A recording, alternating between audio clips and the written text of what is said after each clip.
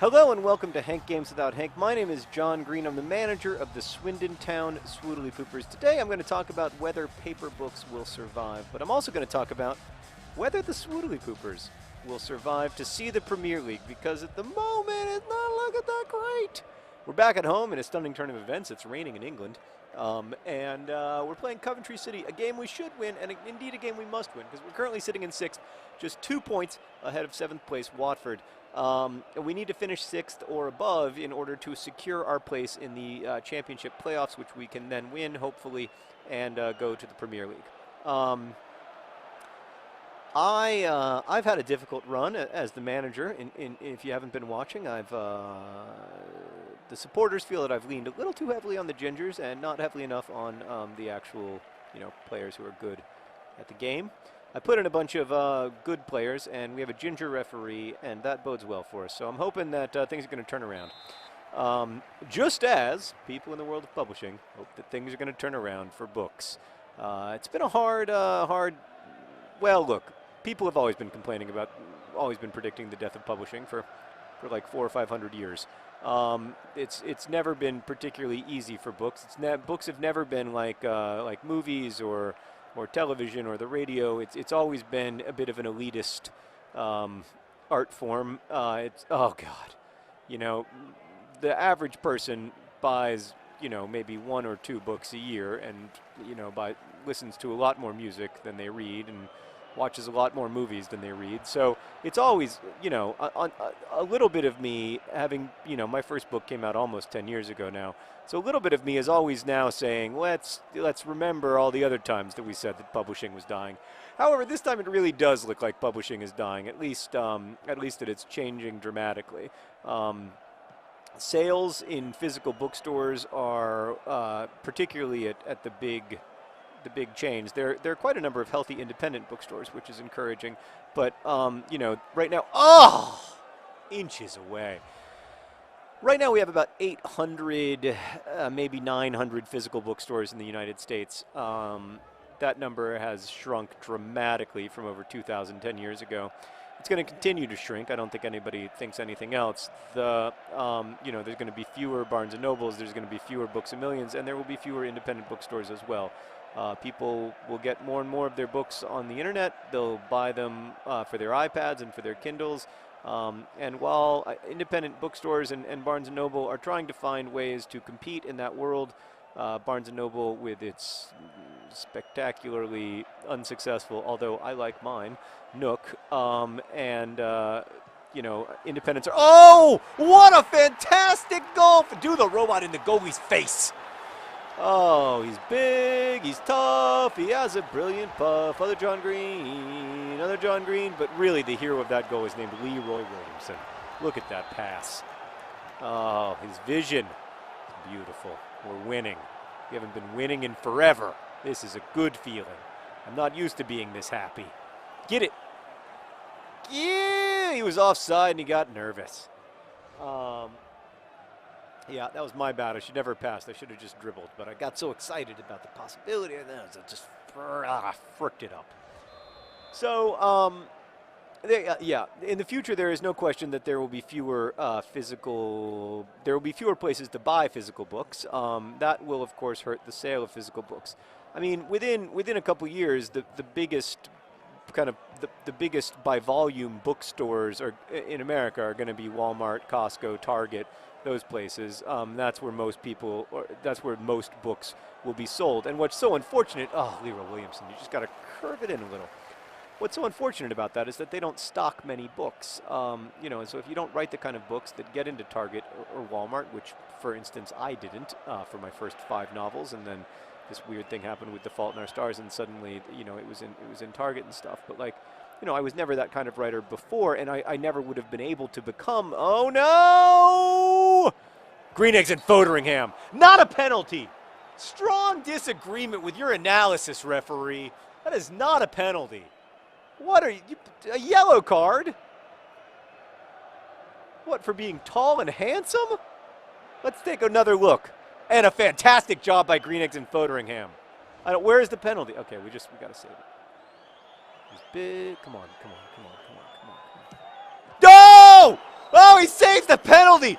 Oh, ends in Wesley Crusher Foderingham with a brilliant penalty save to keep it 1-0. Oh, he's the hero of the day. What a great man. What a great man. Oh. Oh, it's beautiful. Everything is beautiful and nothing hurts. All right, so yeah, so that means that there will be fewer physical books that are selling a lot of copies as physical books, and that is worrisome to me because I think that in the world where everybody is kind of competing in this open marketplace of ebooks, I think I mean in some ways that's good, right? Because free and open markets are good and blah blah blah, and I do believe that. I don't mean to blah blah blah, but like my concern is that it will be difficult to find really good books. My concern is for the next generation's Toni Morrison. You know, for a writer who is not someone like me, or you know, who can find an audience because the books kind of have an inherent audience, and but like someone who's really brilliant, just like you know those brilliant literary writers who we need to like give us a mirror to look at ourselves to you know give us the big complicated full picture of humanness in the 21st century. Leroy Williamson, you really shouldn't let that go off the back of your heel. Well, how are those writers going to be discovered and fostered? I would argue that publishers have actually done a really good job of discovering and fostering those writers. In a world with fewer print books, I am worried about them. I am worried about their discovery. I am worried about them having the opportunities, the editing that they need, the opportunities that they need as artists to improve. You know, and I look back at the early 20th century when we had a similar problem, or the late 19th century, and I think that we probably lost a lot of important and interesting voices. We did have great voices, of course, like James Joyce, William Faulkner. I guess that was a little bit later. That was once publishing had kind of gotten healthy. But Joyce to me is the best example of sort of an unhealthy publishing period, but still a genius emerges. I am worried that there won't be the same opportunities, though, that even that Joyce had. You know, someone who had to sort of be edited by committee and just you know have a version of self-publishing in order to get his work out there. I worry that there won't. Yeah, that's my concern. Is that there won't. You know, I am very worried about that. However, that noted, oh, Leroy Williamson. That noted, I do think that paper books will survive in the sense that people will still read books on paper. You know, for at least a generation or two. I'm not really worried about that. I also don't really care about it because I think that it's a little bit of a red herring as a concern for people who care about publishing. Because ultimately, what's worrisome / interesting is not whether people are buying their books physically or digitally, as long as they're buying them and reading them. Actually, they don't even really. I mean, whether they need to be buying them is a different discussion, but one that I'm probably not qualified to have since I'm so incredibly biased. But what worries me the most is the question of where they're getting them. You know, whether it's physical or digital, are you always get in the net? Are you always getting all of your books from Amazon? Like, does Amazon have a functional monopoly on the marketplace? It looks like that's what's going to happen, and it terrifies me because I don't want one voice in the conversation about what gets published. I don't want there to be only one, you know, one corporation that kind of controls the distribution of literature in the United States. And that is very much what I think is going to happen, unless I'm wrong. I think that the Kindle will absolutely dominate, as it does now. It's like 92% of ebook sales. I think it will absolutely dominate. I think that and I think Amazon will dominate the world of distributing and selling print books as well. So I don't actually care. Oh no! Oh no! I don't actually care. Why is Alan Judge being highlighted? Because he's so handsome and good-looking and awesome? Well, I'm all in favor of that. Fireball Wilson Roberts is here. I don't really care whether it's physical or digital. I care who's making the money. And if it's only Amazon making money, if Amazon is controlling the marketplace completely, if Amazon decides, what is and is not acceptable in terms of text to distribute and text to promote, and Amazon alone is the decider, that scares the crap out of me because, because I think, having only one platform for the distribution of content is very dangerous. It gives way too much power to that platform and not nearly enough power to the voices of creativity itself. So I worry about that with YouTube too, but I worry about it a little less with YouTube because because YouTube is a less mediated experience than what Amazon offers their customers. Most of us get to YouTube videos from links on Twitter or Tumblr.